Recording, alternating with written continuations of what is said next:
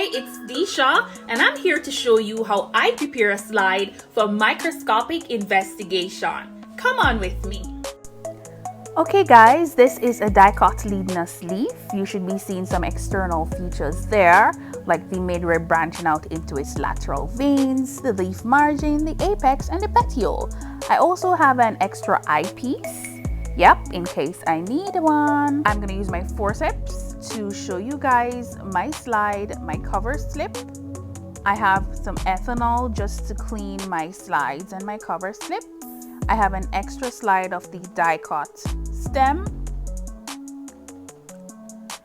I'm gonna clean my slide now, and I'm using a piece of cotton cloth because it's most suitable in that it won't leave any residue on my slides.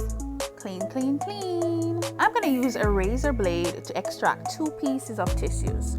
One to represent the abaxial layer and one for the adaxial layer. I'm gonna use my forceps, mount the specimen on the slide, and I'm also gonna add 1 drop of water to the slide. I'm doing a wet mount, by the way. I'm gonna use my forceps to carefully position my cover slip to my slide. Carefully.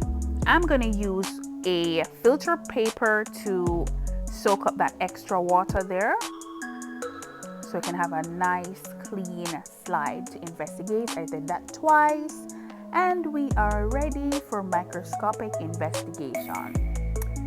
All right, let's focus. Oh my gosh, come here, look at this.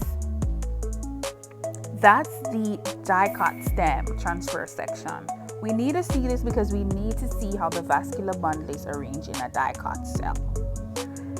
That's the leaf abaxial. Are you seeing the stomata there? They're closed. Yeah. That's low power of the adaxial. And we're looking for this chloroplast.